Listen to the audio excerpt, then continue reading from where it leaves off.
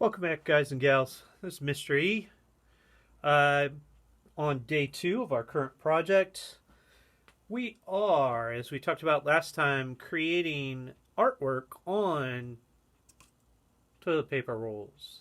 I showed you guys some images last time of some high school students who had already done that here in the valley.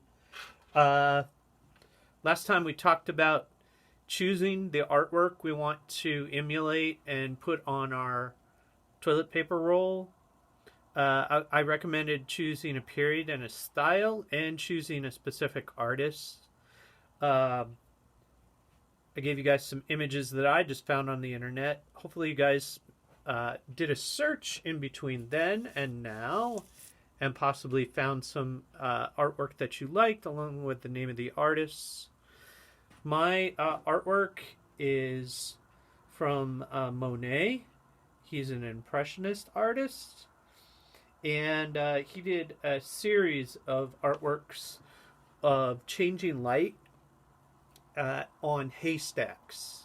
So he painted haystacks at different times of the day, and he was interested in how the light affects the color. And so it was interesting, I thought, and I thought it would be a good one to kind of emulate. I do have the image I chose right here. There it is. Kind of haystacks at sunset.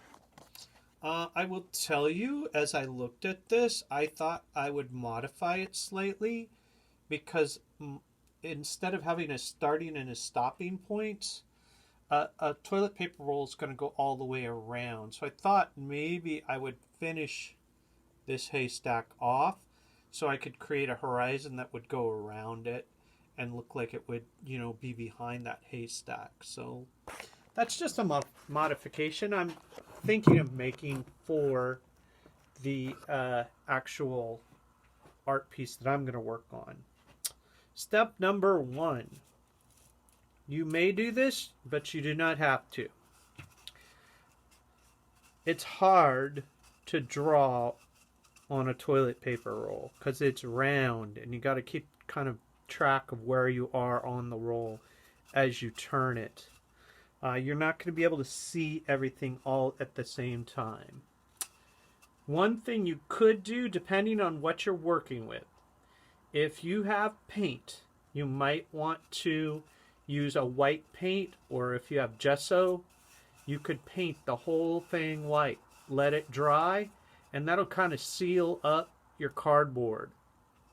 It'll also make your sketch lines, when you sketch this out, easier to see. If you don't have that, don't worry. Just draw directly on the cardboard. So, I think what I'm going to do is start out by drawing directly on the cardboard. And what I'm going to start with is a very light horizon line. So I'm going to try and keep my pencil fairly straight.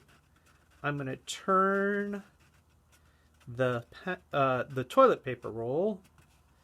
As I turn, marking the roll, and hopefully as my roll comes around here, I'm going to be close to meeting up with the line I started, because I can see I'm moving a little bit. I'm not keeping it exactly straight. Oh, that was pretty good. I got pretty close. So I have my line drawn around my roll now. That's my horizon. So the horizon, if you were in class for the project where we did perspective, that's where the upper part here is representing the sky. This line right here is representing where the ground starts. So where the sky meets the ground, that's your horizon. Next, I'm going to look at my picture while I draw, and I'm going to carefully sketch things out. Like I said, I believe this picture it's going to wrap around. So I'm going to go ahead and start with this part of my largest haystack. And I'm going to make it go up almost touch the top, like his goes off, and then I'm going to make it come down. Now this part on this side is where his disappears, so I'm going to be kind of guesstimating what the haystack would look like on this side. Now, there's kind of a center point of the haystack here that he has, and it almost matches up completely. It's kind of raggedy looking, but it almost matches up completely with the horizon line. So I'm going to just kind of add that in next. And then the bottom part of the haystack comes almost to the bottom of the page. It's slightly angled in. And I'm using lots of lines here. There's nothing that says you can't erase if you don't like what you got. And I'm kind of trying to round it just a little bit. So I've got my haystack largest one there. Now there's another one that's around this side that's further back, and another one around this side that's further back, and another one that keeps going. This is a good project because it challenges you, and it also uses one of the techniques that we've already done in art, and that is perspective. If you choose a picture that has a lot of perspective. Now, you might have chosen one by an artist maybe that was a pop artist, or somebody that didn't use a lot of perspective, but this one that I'm doing has perspective in it. So it's interesting to me to see that and try to transfer the perspective onto this toilet paper roll. I'm going to draw a little bit more. It looks like on Monet's roll, kind of comes up like this. And Monet didn't do his on a toilet paper roll. He did it on a canvas. But on his painting, he has another little haystack back here. It comes around this way. So he's got one here. They overlap. That's another way, remember, in perspective that we see that things are further away if a larger thing is in front and overlaps something behind it. He's got another kind of a haystack back here. And it's actually even further down towards the horizon. Looks like this.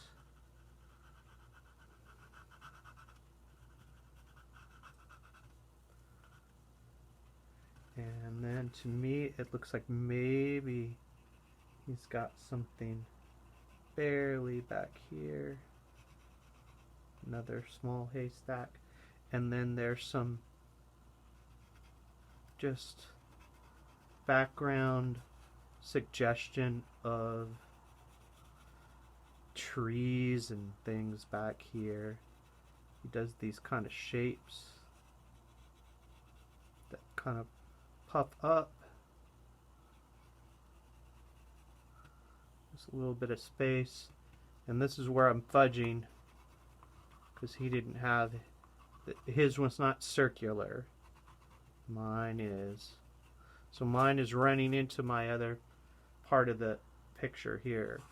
Now I'm going to have to really be careful when I do the rest of it because I'm going to be adding color to this, and that was a big part of Monet's painting style, was the small strokes, small brush strokes, and adding color and just giving kind of an impression of what was going on through using of color and light in his pictures, his paintings. I think that I may do another one of these for you guys and do a kind of a time lapse where I paint the toilet paper roll and then come back and draw it. So don't hold me to that. But that's my thought, because I'd like to do it 2 different ways and kind of give you different ideas of how this might be done. So let me see how it goes this week. I've been kind of busy, but I will attempt to do that.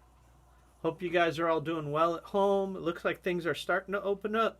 Yay! I look forward to being back in the class with you guys, hopefully soon. If not this year, then next school year. Stay well and keep working on your artwork. I'd love to see you guys show me some work. I'm really missing on seeing stuff. Email it to my email address, which is Erlenmeyer, ERLENMEYER @LESD.K12.AZ.US.